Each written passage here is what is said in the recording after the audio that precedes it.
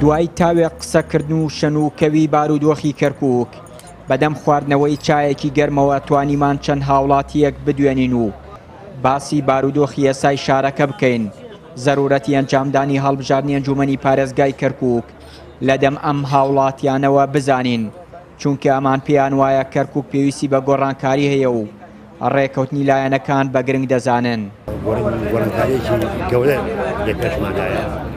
ئەوەی کە خەڵکی کەرکووکە وەزی کەرکووکە زانێت چی توکمان بێت، چی عەرەبێت، چی کورد بێت، چی مەسیحی و کردانەوە، هەر قەومێتێک بێت، هەر مەزهەبێک بێت، هەر دینێک بێت، ئەوەی بەسەر کردکاتەوە بەسەر شوێکاتەوە بێ بیرکردەوە بکەنەوە بەسەنەوە کردی بێت.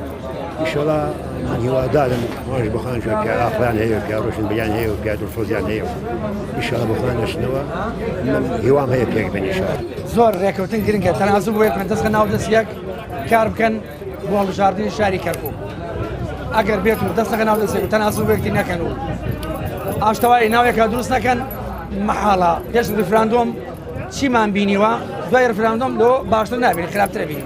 من دڵنیام لە ساڵی 2005ەوە دانیشتوانی کەرکووک بێبەش کراون لە مافی شەرعی و یاسایی خۆیان. ئەویش هەڵبژاردننی نوێنەری تازەیە بۆ ئەنجومەنی پارێزگای کەرکووک.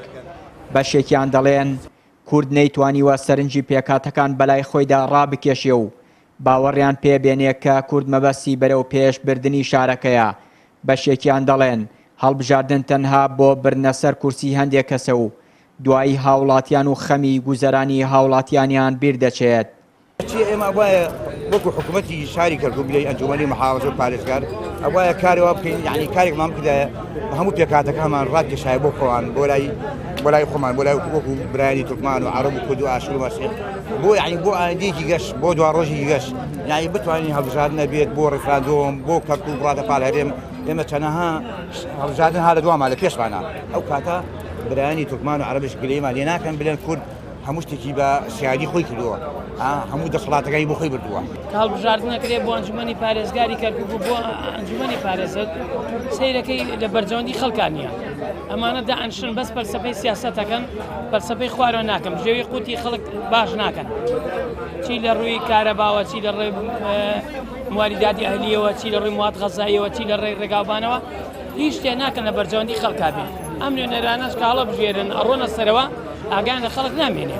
دوای چەندین کۆبوونەوە لە مانگی ڕابردوو تا ئێستا پێکهاتەکان نەگەشتون بە ڕێکەوتنێک لە سەر بەڕێوەچوونی هەڵبژاردننی ئەنجومەنی پارێزگای کەرکووک.